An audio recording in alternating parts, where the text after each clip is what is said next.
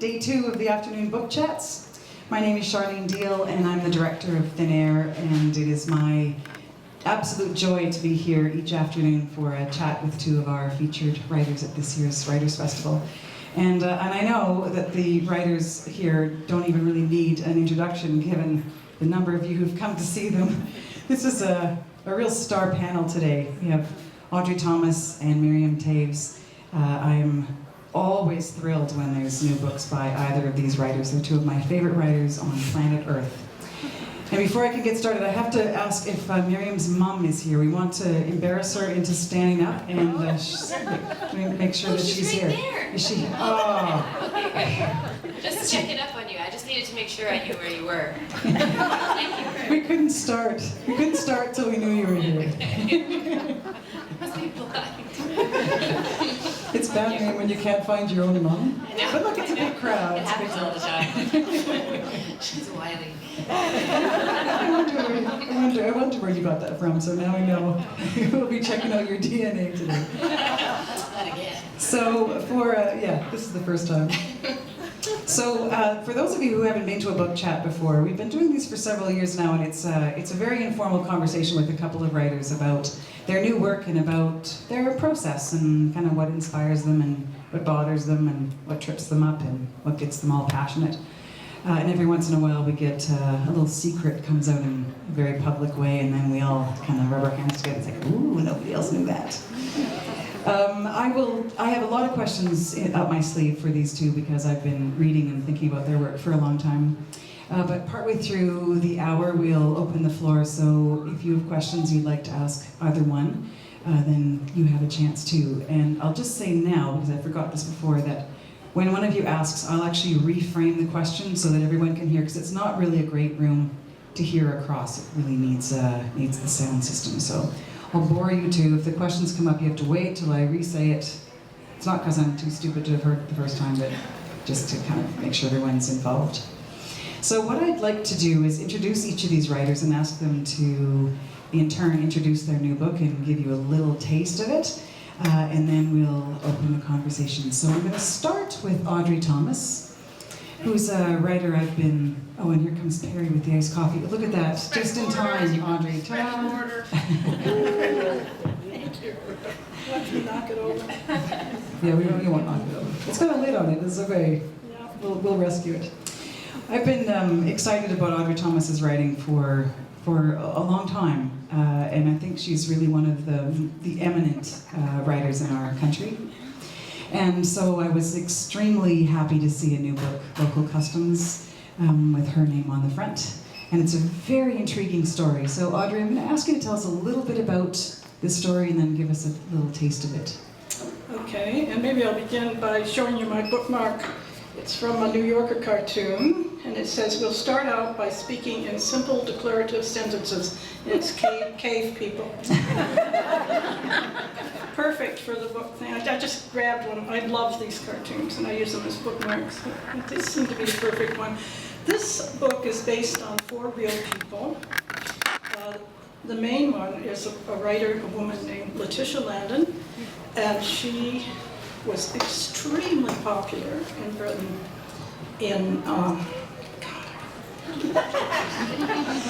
extremely popular in Britain in the 1820s and 1830s. She wrote what my ex-mother-in-law would call doorstop novels, just huge novels with romantic themes. And she wrote a lot of poetry. She was very popular, and she made enough money, which amazed me, to support her brother through Oxford, through theological studies, and to support her mother and her invalid sister after the father died suddenly of a heart attack. And I could never do that. So I find that just amazing that she could do that. However, she was unmarried, and she was reaching an age where, well, I'll read. I was 34 when I met George MacLean, and somewhat fearful and uncertain as to what my future was to be. Famous, yes, but solitary. And I had recently noticed how some of my friends' children called me Aunt. Soon those children would be having children, and there would be another round of silver christening cups or porringers. Have you read Lamb's essays about poor relations? Would I end up like that? An embarrassment? An elderly lady living in a pokey room at my brother's house? His wife? I assumed he would marry now that his living was secure. Treating me with condescension. His children? I assumed he would do the usual thing about children. Prompted to ask Auntie if she wanted the last tea or crumpet. Auntie declining even as her stomach rumbled. Or perhaps the Mrs. Lance, these are the two elderly spinsters that she lived with, would leave me their house when they slipped off their mortal coils, assuming old Mr. Lance, their brother, had already slipped his. I had a soft spot for old Mr. Lance. Whenever I was sent a gift of a brace of pheasants or a nice plump hare, he would remind us of what a crack shot he had been in his youth. The Lances did have nieces and nephews, so I probably couldn't really count on anything in that direction. If my brother didn't want me, perhaps I would live out my declining years in a pokey cottage, seeing no one, alone with my books, my canary, and a cat, until, if a traveler knocked, he would be greeted only by a whimper and a whisper behind the door. And then she meets George MacLean, who's governor of Cape Coast Castle in the Gold Coast, which is now part of Ghana, West Africa. Marries him, sails out, very excited. She's now Mrs. MacLean. Wife was the governor of Cape Coast Castle. And 8 weeks later, she was dead. And there's still a mystery about how she died. And that's what really intrigued me. We lived for 2 years out in Ghana, and I heard about her, and then I sort of put it aside. I heard about this woman, I saw her grave, but I was working on other things, and then she haunted me. She said, "You have to tell my story." So, almost 50 years later, I get around to telling her story, and that's it. Thank you.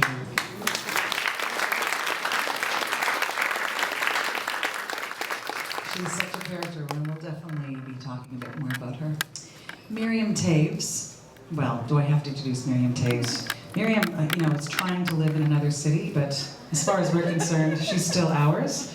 So, welcome home, Miriam. Thank you. And we're very excited that you have a new novel that is moving people to tears and to laughter. Will you tell us a little bit about All My Puny Sorrows? Sure. Yeah, it's really great to be back home, as you say.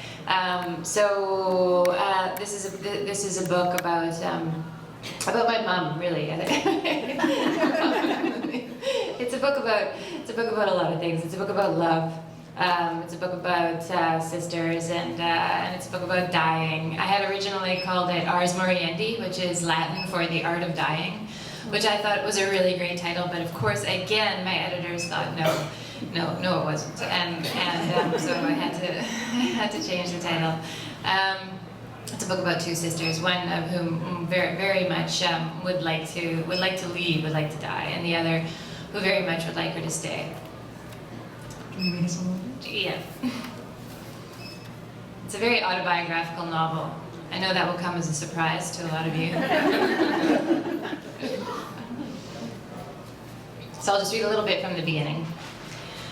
Our house was taken away in the back of a truck one afternoon late in the summer of 1979. My parents and my older sister and I stood in the middle of the street and watched it disappear. A low-slung bungalow made of wood and brick and plaster, slowly making its way down First Street, past the A&W and the deluxe bowling lanes, and out onto the number 12 highway, where we eventually lost sight of it.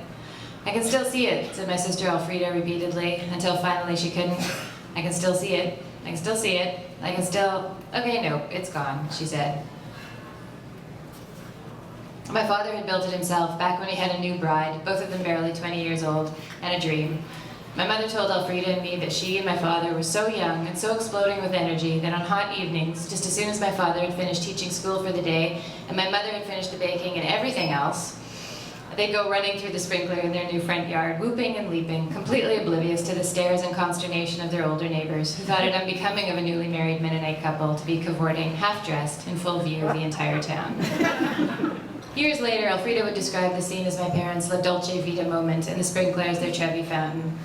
"Where's it going?" I asked my father. We stood in the center of the road. The house was gone. My father made a visor with his hand to block the sun's glare. "I don't know," he said.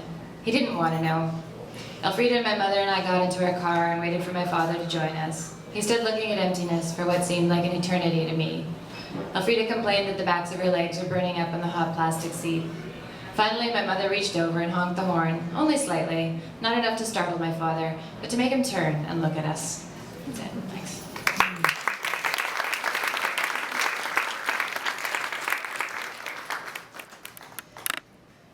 Oh, there are a million places to start. I'm going to ask you, Miriam, to talk a little bit about the particular challenges of writing autobiographically, and then I'm going to ask you, Audrey, to talk a little bit about the challenges of writing from an historical figure, because you've both chosen to inhabit very, very powerful speaking, it's like agents of lives that are kind of going awry. But I'm thinking that you're facing very different kinds of challenges in the stories that you tell. So will you start and talk about?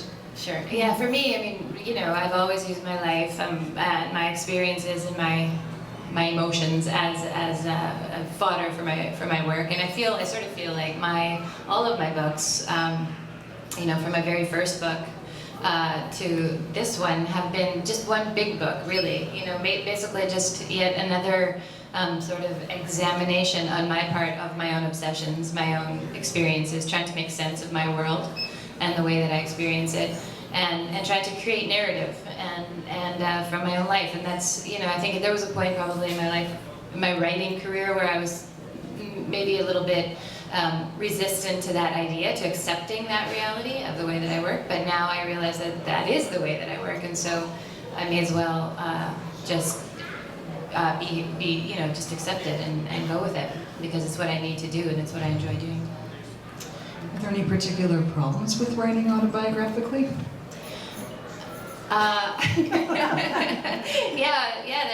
There are problems with everything. I mean, you know, of course, obviously, when I'm using some of my own experiences and some of my own, you know, like characters that are based, you know, and this is obvious on people that I know and love and that other people know, and then it's important. It's important for me not to. I don't want to offend anybody. I don't want. Anybody here from the St. Boniface Hospital? I don't want to offend any individual. You know, a lot of my stuff is sort of like, you know, it's sort of like the individual versus a system. You know, either way, you know, religious fundamentalism, welfare, you know, the mental health care system, whatever it is, and I like to write from a place of love, of understanding, of attempting to understand human behavior and all of its various guises, and so to expose myself, also some of my experience. I mean, there's a lot that happens in my life that I have not published, for instance. But by the next book, we'll know that stuff. People are really happy that that's the case, but yeah. So it's always a balance, you know. It's always just finding the right tone, so that I am questioning everything, so that my characters are questioning things, and so that they're real, believable human beings, and that there's an element of, you know, of love and throughout, you know, sort of that we're all kind of in this together. We're all messed up together. We're all struggling together. Thank you. Audrey, so you've chosen a real flesh and blood woman from another time. Can you talk about the particular challenges of that? Well, I'll talk about how I got into historical writing, because it has to do with Winnipeg. My first few novels were quite autobiographical. And then, as I said, we went out to West Africa, and we stayed there for 2 years, and I heard about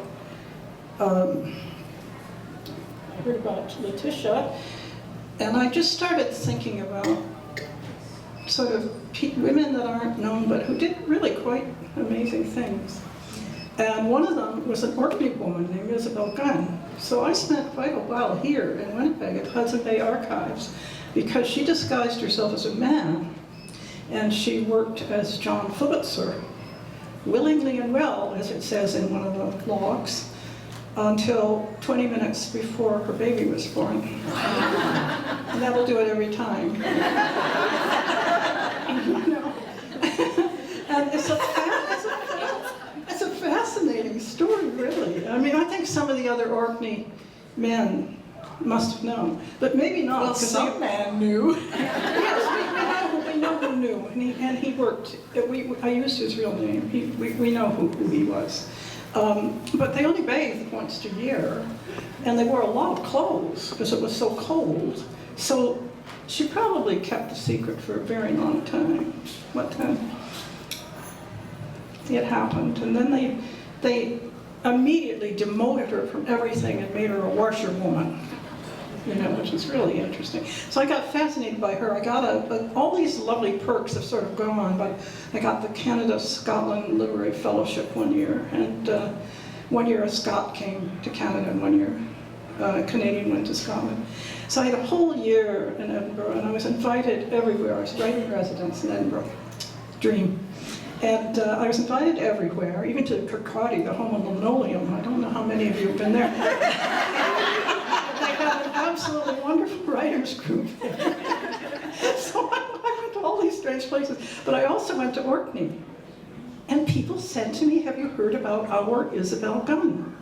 She's still a part of their history because she was the only white woman who wasn't French who worked for the Hudson Bay Company ever. And yet nobody knew about her. So I wrote a novel called Isabel Gunn, about Isabel Gunn. And having done that, and I thought succeeded pretty well, If you got to go to Linoleum, it always succeeded very well. Yeah, it was a really interesting book to write. And then I decided I'd like to try and write the life of a character in a novel who isn't real, but write her life. So I took Tatty Coram from Little Dorrit, because I'm a Charles Dickens fan. And that was really fun, because I did an enormous amount of history and research into the founding hospital in London. And she's a member of the founding hospital. She isn't really, the real Tatty Coram wasn't, but yes, she was in a way. Dickens was very involved with the founding hospital, so it wasn't a stretch to take a character from his novel, although my one bad review, which was in the Globe and Mail, said, how dare she write a story with Charles Dickens in it? I didn't know there was a law against And you know how they always put underneath who the person is and what they do? Well, this woman was an architecture critic who had a lifelong love of Charles Dickens. Well, spare me. Actually, Charles Dickens the man was not very nice, so maybe she didn't know about it. He was really not nice. He was very not nice. And then I decided that it was time to write this story. And would I have written it if we hadn't been in West Africa? Probably not.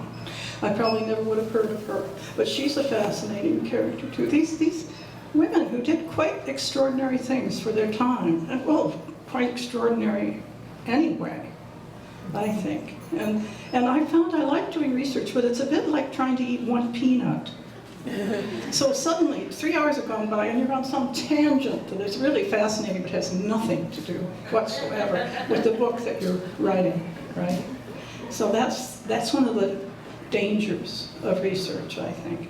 But Can you explain what you mean by eating one peanut? No, I'm all well, can confused. anybody eat one peanut? So You can't just eat no, one peanut. because- Okay, now so you're looking something up, and the next, oh, that's kind of interesting. I'll just look at that for a minute, and then another, and 2 or 3 hours have gone by, and you're way off what you're supposed to be doing. That kept happening here in Winnipeg when I was doing the Hudson Bay research. It happened all the time because that's such a fascinating era, and I'd end up reading these ship's logs all the way through when I really didn't need to, you know. So, yeah, I'm thinking about, like, you've done quite a few books that have a really strong research component. Do you find that when you're, like, tracking one thing, the part of you's already gathering things for another story? Or do you just say, oh, that's just a bunch of interesting stuff, I'll park it? Sometimes I put it down, it depends. But another thing I want to write is my sister died of ALS 2 years ago. And I'm starting to try and write about that. She ended up completely unable to speak, only able to use her hand, her left hand. And it was so horrible. That is such a horrible disease because there's nothing wrong with your mind. And I've managed to get 2 paragraphs so far. That's all. It's just so hard to write about and to not make it so dreadful that people will turn off. It's not going to be Tuesdays with Morrie, which is a very beautiful book that everybody should read it, but he does leave out a lot of the really horribleness of it. So that's actually a great segue to ask you, Miriam, about, you've bravely written about many hard things in the course of your writing career, and writing about suicide and about surviving suicide is an extremely powerful and very, very painful story. And like Audrey's saying, it's very, it tests your artist to write beautifully about a very hard loss, because there's so much pain and so much sort of trauma in the point of exit. Can you talk a little bit about, I guess, your process, and also, how you balance that, the intensity of the story with the, with the effect that you want to have on a reader? I think that, first of all, I don't think that it's brave. It's not at all brave. I mean, what would have been harder would have been not to write about it. So sorry about this. I keep moving this thing around. Thank you. So really, I mean, it's just a kind of an act of, self-preservation, really, and hoping that, by doing it, it will also resonate with other people, and then we'll form this little kind of community. Me and and my readers, and even if we never meet, face to face, it gives you that feeling of sort of being like in it, what I was talking about before, and that we're sort of in this thing together, whatever it is, whatever we're up against. So it really wasn't there was no bravery involved, and it was.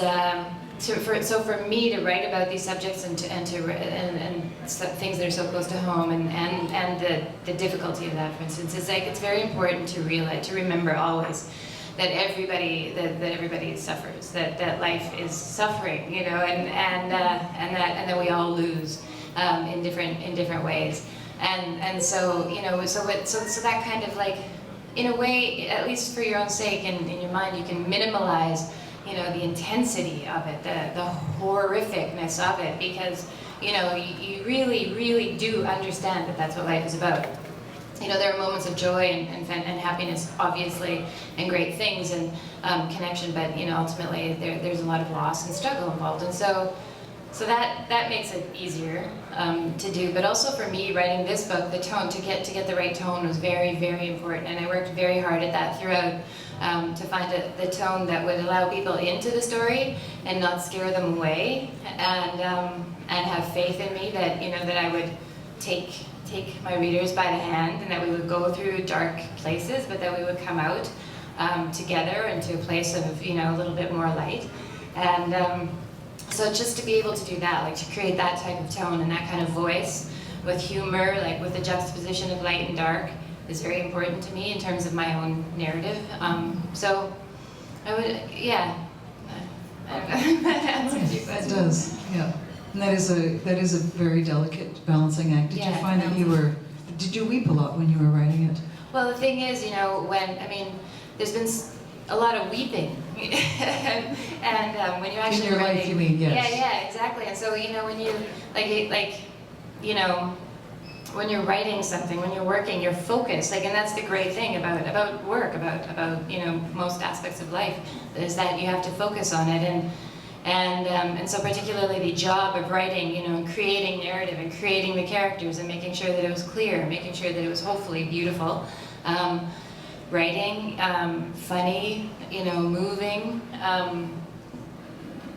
intelligent, honest writing. I mean, that was the goal. I'm not sure that I necessarily succeeded, but when you're focused on that, it really is you're focused on it. So it was only after that I could, just relax and feel things again, But really, that's the beauty of trying to create something artful from the mess and the chaos of life, is that it's a reprieve, really, too. To be at work is a reprieve. Right. Yeah. Audrey, will you talk a little bit about your decision to write from quite a ways past death? That's a little bit of an odd narrative decision. I'm curious about it. The first words of this book are, "I can speak freely now that I am dead." But she isn't the only one telling the story. They all, the four principal characters, all tell a story. Sometimes they contradict one another a bit. It's a bit like a play. It's a bit like a play rather than a novel. But I want to go back and say a little bit something about ALS and what you said about humor, wanting not to put your readers off completely from reading the book. There's a really good film festival in Victoria, BC every year. Well, they're everywhere, aren't they? And I went along to one because it said it was about a stand-up comedian who had ALS. And I thought, well, I'll be the only person in the audience. It was jammed. So I thought that all these people are interested. And it was very funny. It's called Leave Them Laughing. Before she got ALS, she was already making a name for herself as a stand-up comedian. And it is extremely funny, and sometimes you feel absolutely guilty for laughing. You know, at one point she screams, "And I hate baseball," because of course it's Lou Gehrig's disease. And then she's got this teenage son. He applies to Stanford, and she's really ill by the end of the movie. And he said, "I even tried the dying mother thing and I didn't get in." And she says, "You're going to have a lot of hard things to deal with besides not getting into Stanford, you know." And then her actual death you don't see, but then at the credits, you know how people put their coats on, they want to be the first out and so on? All of a sudden you hear her voice and she's standing there with a bottle of vodka and says, "Ha, you thought you were finished with me, didn't you?" And she's up in heaven, you know. And it sounds silly, but you know, it's so interesting if you can use some humor to get into a very, very dark subject. One of my problems with my sister is that we didn't really get on. So that's an extra bit that I have to deal with, is that we really didn't get on. We didn't have the same goals in life. I don't know, we got on fine when we were little. And then when we were teenagers, we just went two different ways, you know.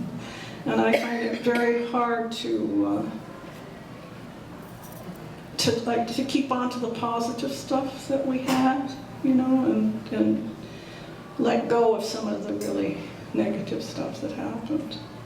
It's possible that writing will have a lot to do with that. Well, sort of, you know, talking over the audience actually makes me think a little bit about your character, who's, you know, after her untimely end, because it looks like, you know, against all, instead of being the old lady with the cat, you know, who's passing up on the crumpet, she, you know, she's dead. But since you talk honestly about that thing in some ways, it is kind of like the woman with the vodka bottle saying, "You thought you were done with me?" Yeah, no. Yeah, no, I think that's good. And she's very funny. She's very funny, although I don't like her novels at all. Oh God, they're so boring. But her letters are brilliant. So I think she wrote for an audience. I think she knew who her audience was. A lot of young women were totally in love with her. She got letters all the time and things, and she's very sarcastic about people who send her little presents or little sonnets, a sonnet on the death of my canary, you know, and stuff like that. And she's very funny, and her letters are brilliant, and yet her poetry and her novels are not. And that also interested me. Because the woman, you're interested in the woman, not in the public face. Yeah. Of the, I mean, obviously she sort of had to sell out to be a success, but the fact that she was a success is in turn kind of spectacular for her time. Really spectacular. What do you like best about her? I mean, the version that you know. I think she was very brave, and her about-to-be husband warns her that, you know, this Cape Coast castle, it's not a castle like in your fairy tales. They were forts, and they were slave-holding castles as well. And but she doesn't listen, of course. And she's actually very healthy while she's there. Everybody else is dying like flies, and she's healthy. And there's still a big question as to what really happened to her, you know. But George McClane was quite a catch. I mean, very handsome, Howard Ayres Scott. And I went up to where he comes from in Scotland, and all the local librarians couldn't do enough for me. Oh, they just love George MacLeod. It's like our Isabel Gunn. In these smaller places, not that Orkney is that small, but it's small enough that the big island is called mainland, which always makes me laugh, because it's an island, but it's called mainland because it's so much bigger than any of the other. They just think these people are historically famous to them, and so they want to hang on to them. It's kind of like their mythologies almost, eh? Exactly. It's like that. Yeah. We have many interesting threads of conversation, but I'm going to open the floor now. If you have questions for either of these writers, I'm happy to pass them along. Who's dying to ask a question? I am dying. Yes, go to ask ahead. a question. I write about difficult subjects, suicide, incest, things like that. And people say, oh, it must be therapy. And I'm like, no, it's because of therapy. I can do that. I just wonder, and also, Audrey, if you would like to speak to that, those difficult subjects, and if there's any role for therapy to play. I will just reframe this question. This question is a really interesting question about writing through very difficult subjects like suicide, incest, other kinds of trauma, and people often kind of set it off to the side as therapy. And you're saying therapy allows writing. So would you talk a little bit about if that's something that either one of you want to hook into, the connection between writing and therapy? Well, yeah, especially with this book, but with all of my stuff, people ask me, is it therapeutic for you to write? And I get really kind of a little bit tired of that question, because I understand the question and I know what people mean, but at the same time, I guess I don't know if it's just the fact that I'm a writer, that I've been doing this for a long time, I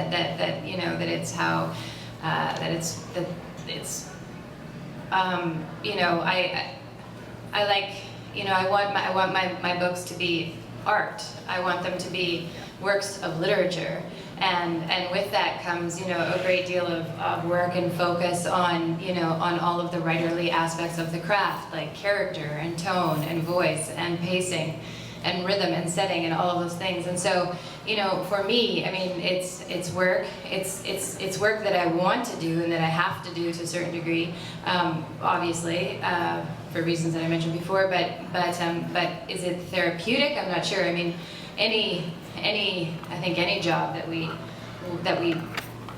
really love to do and need to do, we're lucky to be able to do it.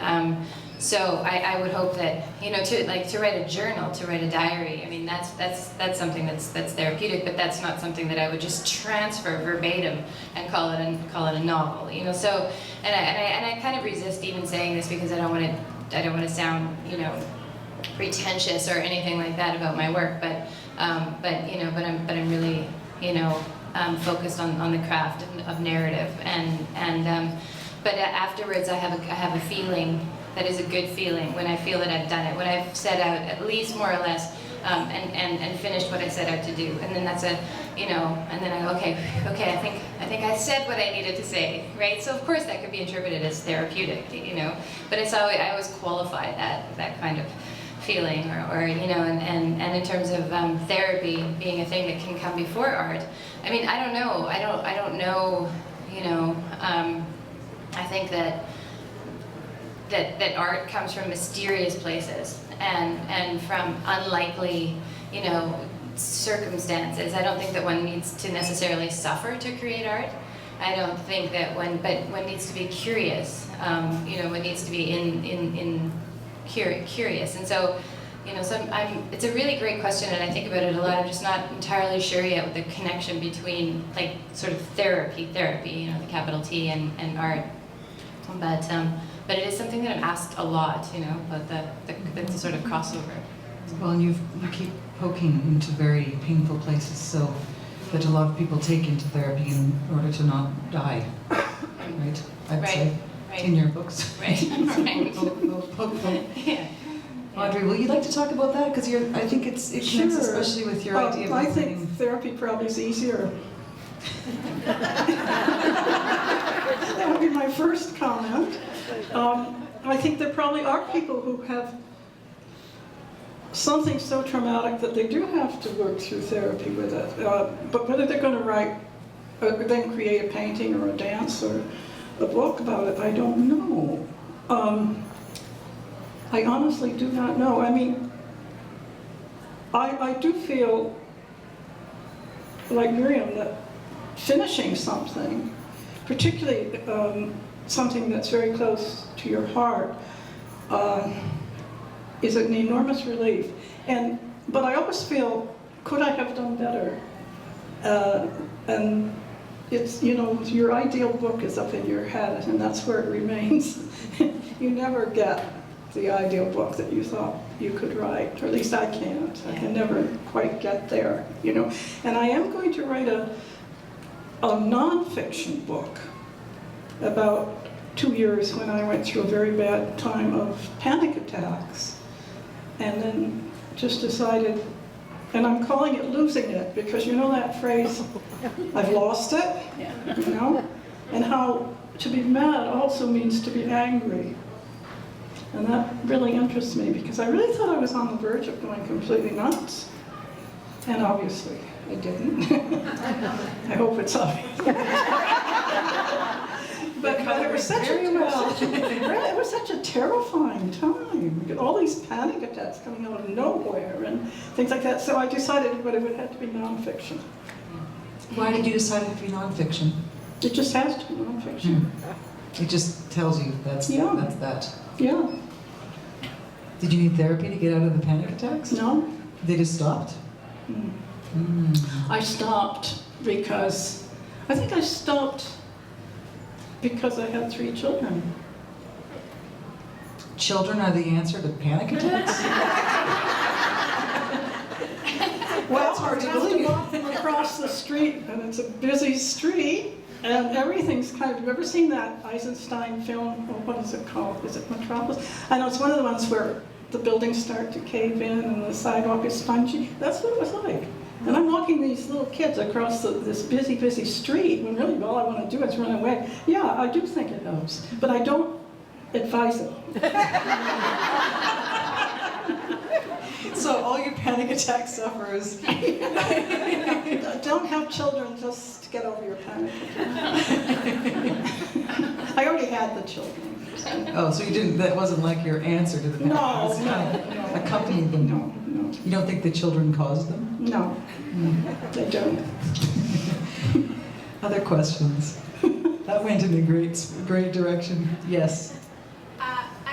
Miriam, the thing I love about your characters is how they spend and pretty much all of them, they spend the entire novel worrying that they're not good enough, that they can't do things, and yet clearly, as the novels unfold, they're totally competent at almost everything they do all the time. I mean, they look after other people, they look after their children, they look after themselves. And I guess my question is, I was sitting here thinking, like, how do you do that? Is that like, where does that come from in you? Is that a cultural thing? Like that you have you have these characters who are always expressing self-doubt, but always at the same time completely competent? I'll just rephrase this question. Speaking of therapy and sessions. They're young women, right? They're always women. And so to me, that's really interesting. This reader's observation is that Miriam's books are full of women who are filled with self-doubt and are at the same time really quite accomplished and do everything they set out to do. And what's that about? Well, I would thank you. I would agree that they're filled with self-doubt. Definitely. I'm not sure how competent they are, but it's nice. I like that take on them. And I do agree with you that, you know, to love others, to take care of others is a very competent thing. You know, that's an accomplishment for sure. But yeah, my characters are all, like I would say, you know, very just racked with self-doubt. First of all, again, you know, I like to put them up against difficult circumstances. So whenever we're up against difficult things, we're going to be, more filled with doubt than we would be maybe just simply having to like move the laundry along from washer to the dryer or whatever. But That can be hard sometimes. so in that way, they get so.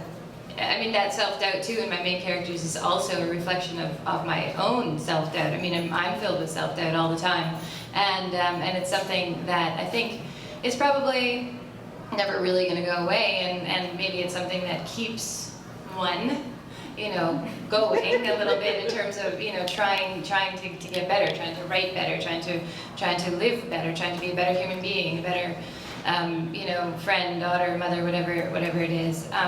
I think also, you mentioned the word cultural influence. I think that there is I think growing up in a Mennonite community, which I did, and as a girl, first of all, and then a woman, I mean, those types of people within a traditional Mennonite community are not given a lot of, like podium time, like a lot they're sort of like really quite irrelevant other than in terms of taking care of everything. And so I think that yeah, like that self-doubt could come from that. I mean, in my own family, my immediate family, my parents are very, very, like really, were supportive and encouraged my sister and I to pursue our educations, to be ourselves, to enjoy the world, all of that stuff. So, but in that larger community, like in a sort of traditional Mennonite community, simply because of the nature of these traditional Mennonite communities, to be a girl and a woman in those communities would, I think, lend itself to massive amounts of self-doubt, which my characters reflect for sure. Because they're Mennonites. Even when I'm writing about characters that aren't overtly Mennonites, I don't address that. I don't say that they are in my books. They always are. I mean, if I had to come up with a name for a character, it would never be, like Philippa McLean or something like that. Because who's that? How on earth would I know how that sort of person lives or So anyway, that's it. Yeah. Audrey, do you have any self-doubt? Oh, yes. Well, I come from a family of self-doubters, particularly my mother. And I was talking, I'll give you an example. The night before I came here, I was spent with my oldest daughter and her daughter, Jenny, who is 8, about to be 9, as she always tells you, because her birthday's in November. So she wants you to know she's almost 9, but she says about to be 9, as though it's tomorrow. And I was explaining, we were talking about Velcro, and I was explaining what do shy children do now when they don't want to be called on? Because I was very shy, and I would bend down and make sure my laces are untied, and I bend down every time. But not much. But it is interesting that Isabel gone home. I mean, what am I doing, writing about women with secret babies or something? There's going to be an MA thesis at some point, Audrey. all the secret babies in the oeuvre of Audrey Thomas. Secret babies in the oeuvre of Audrey Thomas. Yeah. I'm going to suggest that. I'm sure that someone's going to do that. A couple more questions. What else? Yes. For Miriam Chase, I've been such a fan of your writing since A Complicated Kindness, and I've read everything over and over again and love it. One of the reasons I love it so much is the connection you have with the adolescent girls. And coming from a Mennonite family in a Mennonite town myself, I do know that the Complicated Kindness girl was exactly how I was. And it rings so true.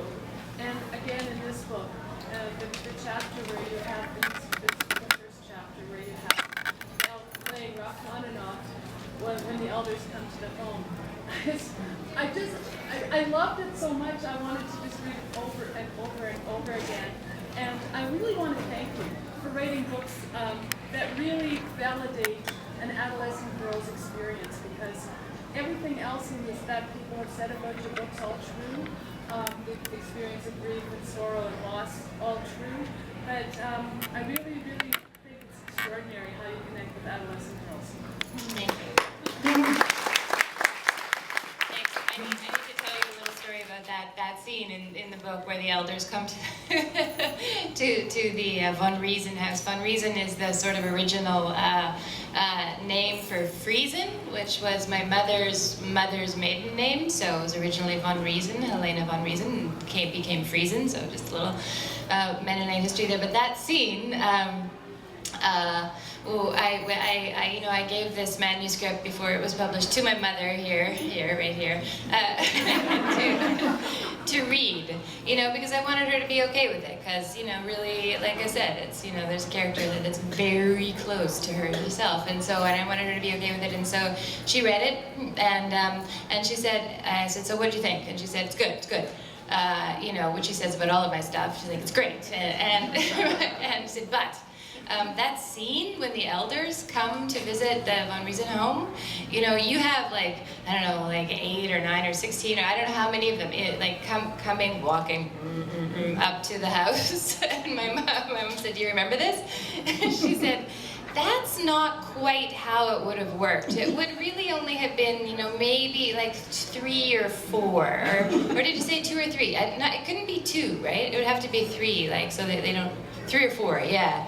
3 or 4, and then I was like, oh, okay, but comic exaggeration, Mom, right? She's like, okay, sure, fair enough, yep. I was really concerned that she'd be afraid of, some of the other stuff, maybe I shouldn't say that, or or whatever it is, but yeah. So, anyway, thank you for your the fact corrector. For those of you at the back who couldn't hear that was a sort of hymn of praise to Miriam's ability to capture the adolescent sensibility. It really is extraordinary, and it reaches outside of your own life for your writing. Is it fiction or is it memoir? And both of you really, in much of your work, are playing with that tension between those two. So this is our last question, but it's a really good one. Yeah, it is a good question. Well, there's this awful phrase, creative nonfiction. Right. And that's been dreamed up because they don't know what to do. People have said things were memoirs and have gotten in trouble because they turned out, some very recent and famous cases, where it turned out it was all made up. What we remember isn't exactly necessarily what happened. Right. It is fiction. It is fiction. Yeah. But I think if you're going to call it memoir, be careful if you're saying, well, this is what I think happened. I would make a prologue myself and say, please understand this is the way I remember it. Oh, but I've been making things up. Because, and then just say, and the things I don't remember, I'm making them up, and be quite honest about it.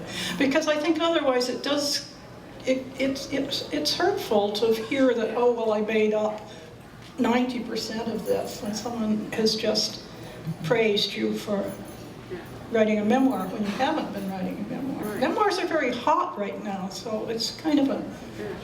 I don't think it's a memoir, but it's just that I'm writing that line, and Yeah, well, say that.